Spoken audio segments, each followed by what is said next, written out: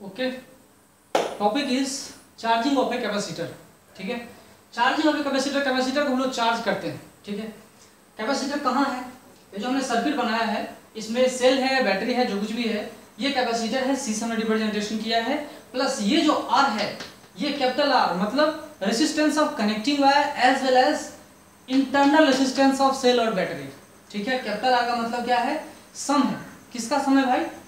Connecting wire, जो connecting wire है उसका resistance as well as internal resistance of a cell और battery, दोनों के कॉम्बिनेशन, दोनों के रेसिस्टेंस को हम लोग कैपिटल आर के नाम से जानेंगे। याद रखिएगा, क्योंकि जो भी कनेक्टिंग वायर होगा वो ऐसा तो नहीं होगा कि रेसिस्टेंस लेस हो जाएगा। ठीक है, कुछ ना कुछ रेसिस्टेंस होगा। समझ में आ रहा है? और आइडियल हमें क्या करना है? सेल भी नहीं मानना है। अगर ऐसा हो जाए तो क्या होगा? अगर ऐसा हो जाए तो क्या होगा? ये जो कनेक्टिंग वायर है, ये जो सेल है, अगर ये कैपिटल आर इक्वल टू 0 कर दें तो क्या होगा वो देखेंगे। पहले हम लोग एज्यूम करेंगे कि इंटरनल सेल का रेसिस्टेंस या बैटरी का इंटरनल रेसिस्टेंस है ना, और कनेक्टिंग वायर का नेट रेसिस्टेंस कैपिटल आर हमने मान रखा है। टोटल सम कैपिटल आर का मतलब क्या है? Internal resistance of a cell और battery plus resistance of connecting wire capital R. याद रखिएगा, ये कैपेसिटर है जो इनिशियली चार्ज नहीं है। ठीक है, at a time t equal to 0 charge on the capacitor is equal to 0 and current is also equal to 0। जब टाइम 0 है तो करंट भी इसमें नहीं मूव कर रहा है, करंट भी 0 है, चार्ज भी कुछ डिपॉजिट नहीं है। ठीक है, मतलब हमने अनचार्ज कैपेसिटर को रखा है, इसीलिए तो टॉपिक रखा है charging of a capacitor. Charging of a capacitor एक कॉन्सेप्ट है, याद रखिएगा। कोई जरूरी नहीं कि चार्ज इक्वल टू 0 ही हो, कुछ इनिशियल चार्ज भी रहेगा, रह सकता है, वो एक अलग कहानी है, वो एक अलग कहानी है। लेकिन मैं आपको अभी ये समझा रहा हूं कि मान लो कि टाइम t इक्वल टू 0 पे कैपेसिटर पे कुछ भी चार्ज स्टोर था ही नहीं, अनचार्ज था। ठीक है, बिल्कुल ही चार्ज नहीं था, ऐसा हम समझ के चलेंगे। So at time t equal to 0, सबसे पहले सिंपल केस समझेंगे। At time t equal to 0 charge on the capacitor is equal to 0 and current is also equal to 0। ठीक है, at t is not equal to 0, जब t 0 नहीं है तो कितना होगा? तो जब टाइम t इक्वल टू 0 नहीं है, कुछ समय पार हो गया, तो चार्ज जो पॉजिटिव प्लेट है, ये मान लो चार्ज ये पॉजिटिव प्लेट है, तो पॉजिटिव प्लेट निगेटिव प्लेट, ये पॉजिटिव प्लेट इसका और ये निगेटिव, तो charge on the capacitor is equal to what? तो चार्ज जो होगा कैपेसिटर के ऊपर क्या होगा? बढ़ता जाएगा, क्योंकि चार्ज तो 0 था। तो जब बहुत कम थोड़ा सा बढ़ाया हमने dq, that is equal to i into dt।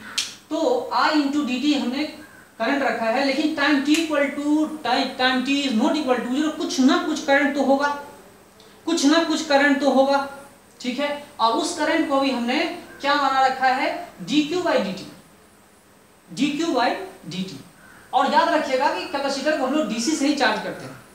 ये बात अलग है कि तुरंत चार्ज हो जाएगा, रेजिस्टेंस के ऊपर डिपेंड करता है, कैसा रेजिस्टेंस है ना, उसके ऊपर भी डिपेंड करता है। तो यहाँ चलिए dq small charge, very small charge deposited on the positive capacitor is equal to dq, that is equal to i into dt। Charge बढ़ रहा है, चार्ज बढ़ेगा, जैसे टाइम पार होगा चार्ज क्या होगा? बढ़ता जाएगा। जैसे जैसे टाइम पार होगा, जैसे जैसे टाइम बढ़ेगा, इंक्रीज करेगा, चार्ज भी बढ़ता जाएगा। इसीलिए हमने dq को पॉजिटिव रखा है, that is equal to i into dt on the capacitor. ठीक है, now using Kirchhoff's loop law, Kirchhoff के लूप लॉ को यूज करेंगे। चाहे आप क्लॉकवाइज लेके जाओ, चाहे एंटी क्लॉकवाइज लेके जाओ, इक्वेशन यही आने वाले हैं। ठीक है, चाहे आप क्लॉकवाइज लेके जाओ, चाहे आप एंटी क्लॉकवाइज लेके जाओ, कोई फर्क नहीं पड़ता, यही इक्वेशन आएगा, that is equal to q by c। इसका मतलब क्या हुआ? ये हमने एंटी क्लॉकवाइज लिया है, q बाई c। यहाँ मान लो कि किसी टाइम इंटरवल टाइम t पे इसके ऊपर चार्ज q डिपॉजिट हो गया and that is not equal to 0। अब 0 नहीं है, time is not equal to 0 है, तो चार्ज भी 0 नहीं है। ठीक है, तो q बाई c इसका पोटेंशियल डिफरेंस है। फिर यहाँ से यहाँ आएंगे तो माइनस e आ जा रहा है, प्लस IR आ जा रहा है। तो एंटी क्लॉकवाइज सेंस में हम लेकर जा रहे हैं तो भी इतना ही आएगा, और क्लॉकवाइज में लेकर जाएंगे तो भी इतना ही आएगा। ठीक है, चलिए, बस क्लॉकवाइज में होता प्लस ये होता और बाद बाकी सब माइनस हो जाता है। ठीक है, तो r into small i is equal to कितना होगा भाई? तो e minus q by c, इतना हम लोग लिखेंगे। ठीक है, करंट के बदले हमने क्या लिखा? dq by dt। जो करंट है वो क्या है, dq बाई dt। ठीक है, अब करंट की बारी हम लोग सोचेंगे तो करंट के बारे में आप सोच सकते हैं। यहाँ पे current at t equal to zero, current t equal, जब चार्ज जीरो था तो करंट कितना था, जीरो था, और कुछ चार्ज के ऊपर करंट कितना हो रहा है, तो इतना वैल्यू हो रहा है। धीरे धीरे देख रहे हैं कि करंट क्या हो रहा है, धीरे धीरे करंट क्या हो रहा है भाई, करंट धीरे धीरे घट रहा है। ये भी देखिएगा, इसमें यहाँ से भी आपको साफ दिख रहा होगा, ये इसकी वैल्यू बढ़ रही है। यहाँ देखिए करंट का भी हम आराम से ग्राफ समझ सकते हैं, चार्ज वर्सेस करंट। यहाँ देखिए करंट और चार्ज, यहाँ देखिए जैसे शुरू में क्या है, चार्ज इक्वल टू जीरो था तो करंट की वैल्यू बहुत ज्यादा है। जब जैसे जैसे कैपेसिटर चार्ज होगा, कॉन्सेप्ट को समझिए, जैसे जैसे कैपेसिटर चार्ज होगा, ठीक है, जैसे जैसे कैपेसिटर चार्ज होता जाएगा वैसे वैसे करंट की वैल्यू क्या होगी, घटते जाएगी। तो time t equal to zero पे चार्ज कुछ भी नहीं था, तो current is equal to E by R, है ना, ई बाई आर, है ना। अब उस समय में क्या लग रहा था, जैसे ये शॉर्ट सर्किट हो गया हो, लगता था ना, जैसे शॉर्ट सर्किट हो गया, ठीक है। Time t equal to zero पे ये शॉर्ट सर्किट हो गया, शॉर्ट सर्किट कनेक्टिंग हो गया, कनेक्टिंग वायर की तरह काम कर रहा है।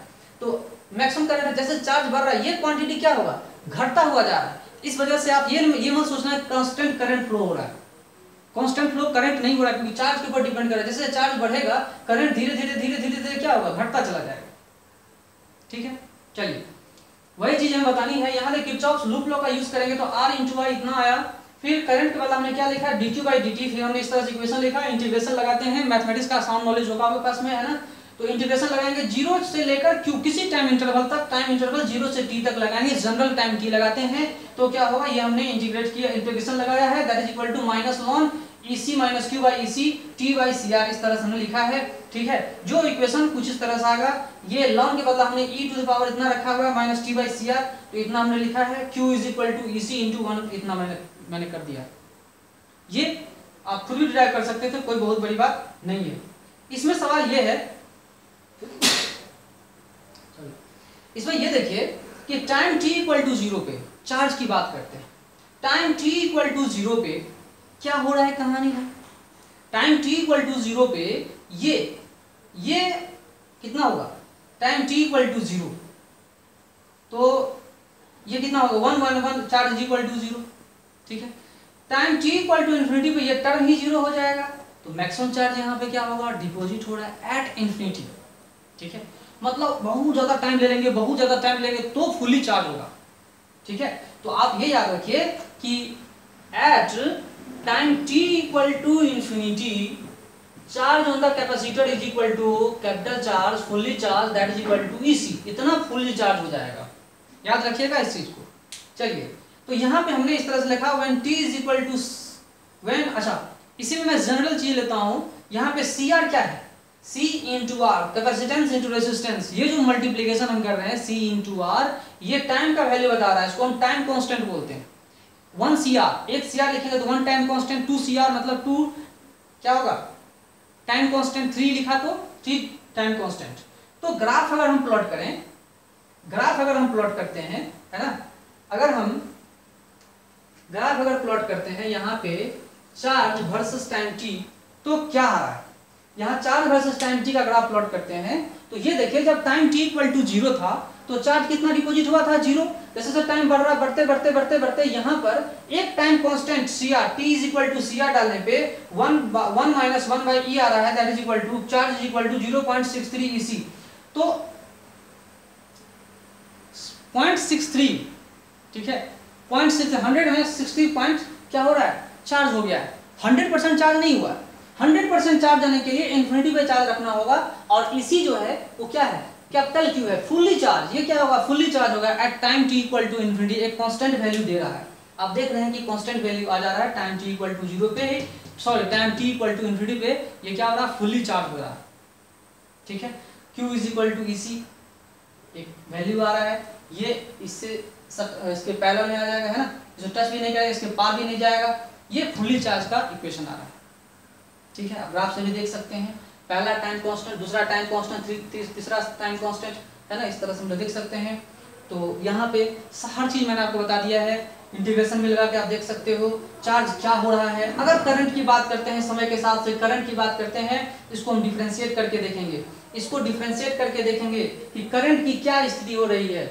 dq बाई dt करंट अगर हम लिखेंगे तो यहाँ पे इसी की वैल्यू रहेगी ही, कोई दिक्कत नहीं है। फिर इसको हम डिफरेंशिएट करेंगे, माइनस माइनस क्या हो गया प्लस, माइनस माइनस क्या हो गया प्लस 1 बाई सी आर, तो यहाँ पे लिखेंगे सी आर आ जाएगा, ठीक है। और 1 तो कैंसिल हो जा रहा है और ये वैल्यू जो है ये कितना आ जाएगा e to the power t का सी आर आ जा रहा है। आप देख रहे हैं करंट की वैल्यू क्या आ रहा है, सी सी कैंसिल हो जा रहा है।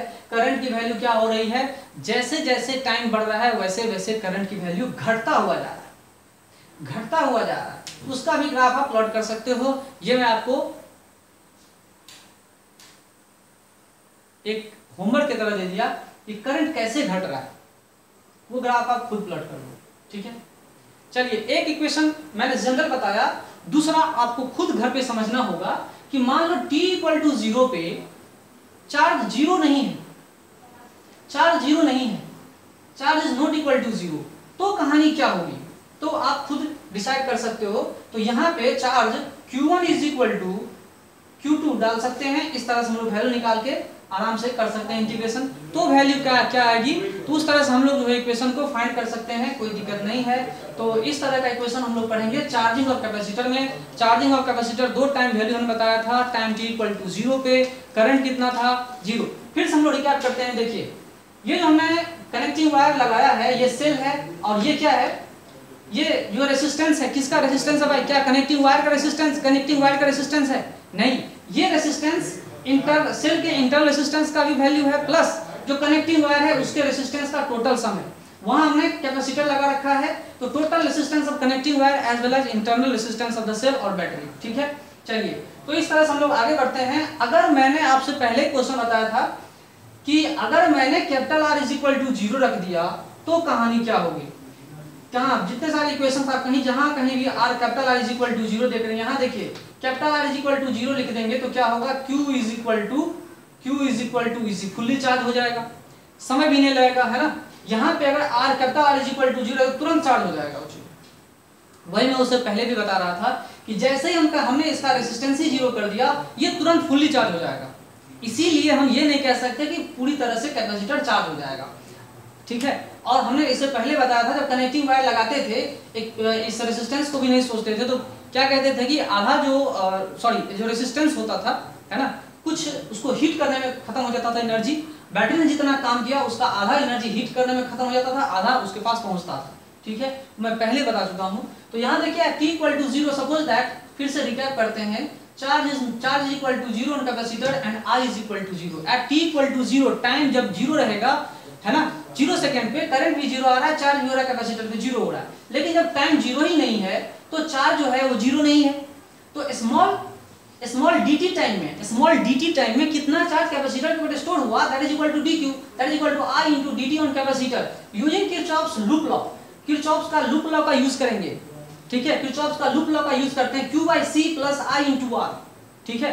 q by c यहाँ पे एंटी क्लॉकवाइज सेंस में लगे, इतना हमने लिखा, तो r into I इतना लिख दिया। करंट के बारे में डिटेल में बता दिया था कि टाइम t इक्वल टू 0 पे करंट 0 हो रहा है ना, करंट 0 नहीं हो रहा है, टाइम t इक्वल टू 0 पे current is equal to E by R।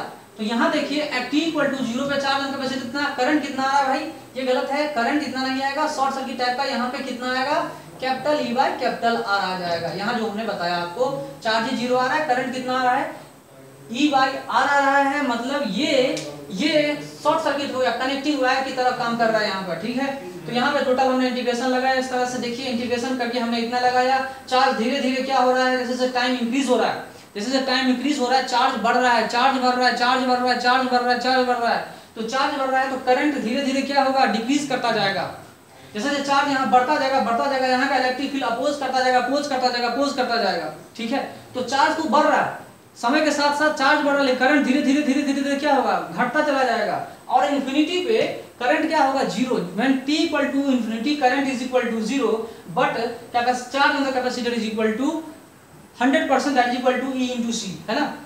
लेकिन इसमें एक और चीज मैंने बताया था, when t is equal to CR, पहला टाइम कांस्टेंट CR रखा है, तो कहानी क्या होगी, charge on the charge deposited, positive charge deposited on positive plate of capacitor is equal to कितना आ रहा है, 0.63 EC है ना।